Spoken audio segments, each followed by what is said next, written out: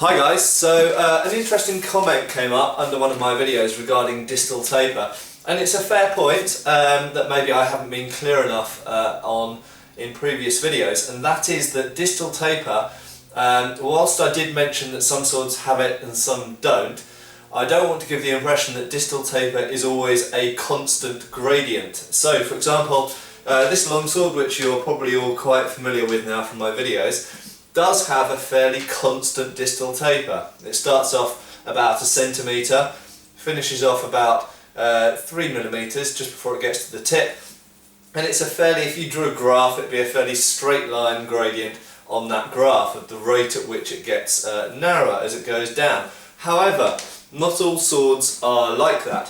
Some have an irregular rate of tapering. In other words, sometimes they might, in a certain region of their blade, they might suddenly get thinner and then stay the same width for a while and then get thinner again.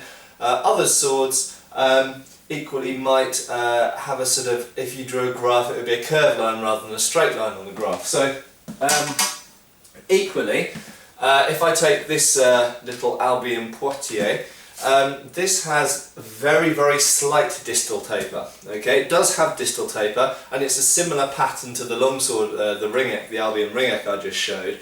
But because this is a particularly pointy sword, and it goes from being very broad to obviously a point, so it's actually tapering in terms of the material, the steel in the blade. It's tapering a lot in this direction.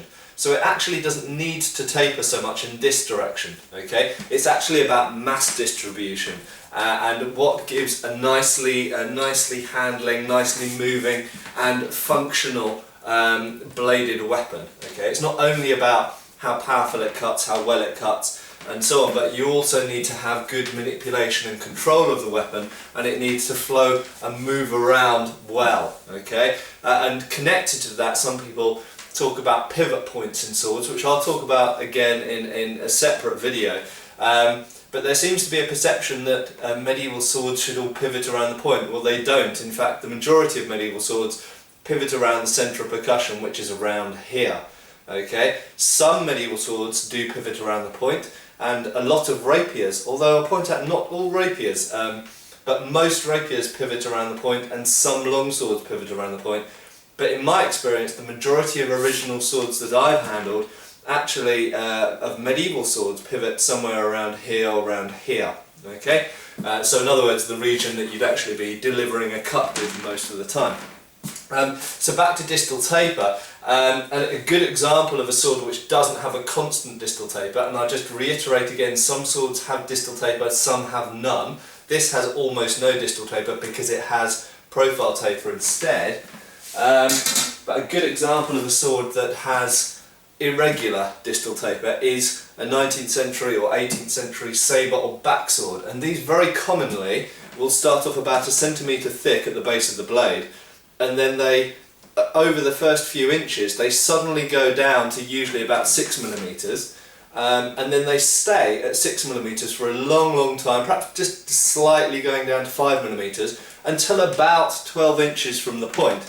And then they suddenly get very flat, okay? And the advantage of that is that what you're making is you're making the end of the blade, the part which is going to pass through a person's body, as flat as possible, so it has the least resistance, and you can make it very sharp there. And of course, it makes it light at the tip.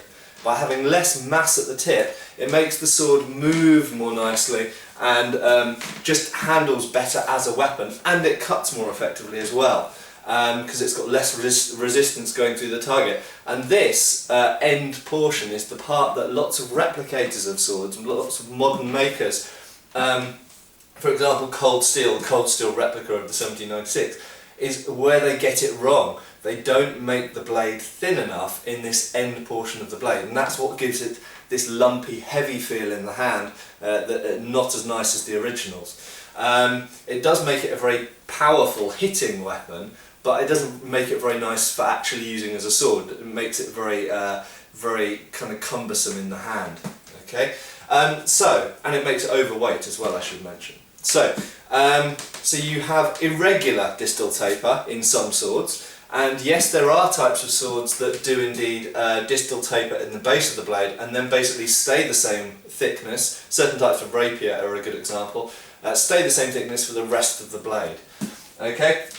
And lastly, a famous example of a type of sword which sometimes has no distal taper whatsoever is the katana. Now yes, some katanas, and bear in mind, yes, this is a replica one, however I have handled and studied a fair number of original blades, some dating back to the 12th century, and they vary. Some have distal taper and some are actually quite thin near the tip and very light and nimble, and others are very thick and very chunky and basically stay the same thickness all the way along. I should mention this replica does have a very slight distal taper, so it's actually probably a kind of average representative kind of blade form, but Japanese swords sometimes have no distal taper, sometimes they do have distal taper, just like European styles of sword.